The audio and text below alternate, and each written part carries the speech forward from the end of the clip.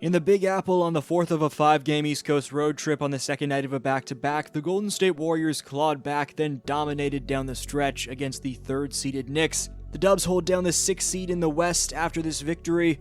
Let's get right into what happened in New York. Game opened with Pods getting to the hole for this runner, Jimmy Butler clamping up Hart, then Pods hitting a triple. Moody would receive this catch and shoot from Butler. For New York, Anunoby savvily found Mitchell Robinson in the pocket for this poster. Watch this 60-mile-per-hour bullet from Pods to the paint to find a cutting Stephen Curry to give the Dubs an and one of their own. Moody making this hustle play to dive for the loose ball ultimately leads to a Pods goaltending call plus the foul. This ATO sees Curry come off a cross screen, then a flare from Draymond to get open, but after hitting this shot, Steph would roll his right ankle, the same one he rolled in Charlotte. Moody then recovered another loose ball for this lay-in. Buddy Hield would make this miraculous coast-to-coast lay-in to force a Tom Thibodeau timeout. Earning himself a roster spot on a 10-day, Kevin Knox would get downhill for this floater, then make two great defensive plays on the same possession. But after this cross-court dime from Brunson to find Landry Shamet, the Knicks were up 1 after 1. Butler Pods PNR leads to Brandon getting the friendly roll. Quentin Post then checked in to immediately lock up Cameron Payne. Cam Payne would then make it a 4-point Knicks lead by stepping back right here. Draymond would brick the corner triple, and OG would bury this triple. Butler would somehow find a way to drain this incredibly contested midi before the Dubs would get out in transition, and Post would be set up as the trailer to force a Tibbs TO. This play where Post strips it away from Brunson seemed perfectly clean, but Brunson got the whistle anyway. Guy Santos got loose underneath the basket with Kevin Knox setting him up. Kevin Knox went straight up right here with Anunoby initiating the contact, but OG got to the line. Curry then found his splash buddy on this play, but then Curry missed a wide open layup.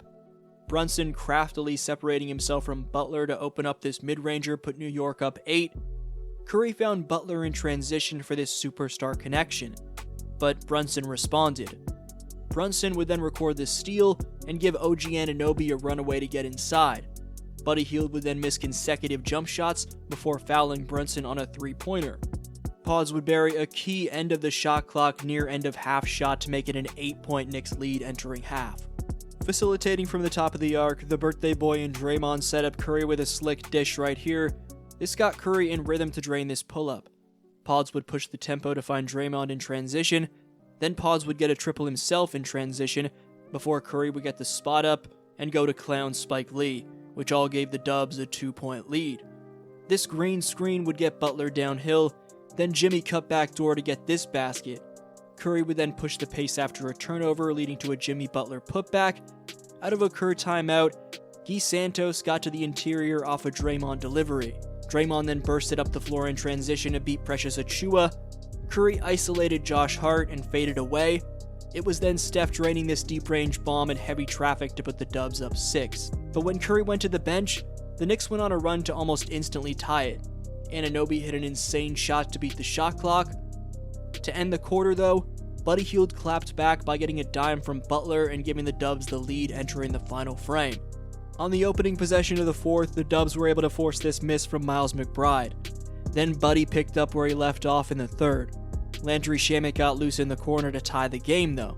Draymond then found Hield curling around a pick to set up this deuce, but OG would storm back with a monster and one. Going off, Hield would light the lamp yet again by stepping back. This split action works to perfection, getting Jimmy Butler the third free throws. Here, Quentin Post switches onto OG and is able to force a kick to the corner where Precious Achiuwa bricks. Anunoby, however, would get it back to 2 on this play. Guy Santos responded with an insanely clutch play for where he is in the rotation. Santos would then contest this three-pointer. Curry would play outstanding defense on Mikal Bridges right here.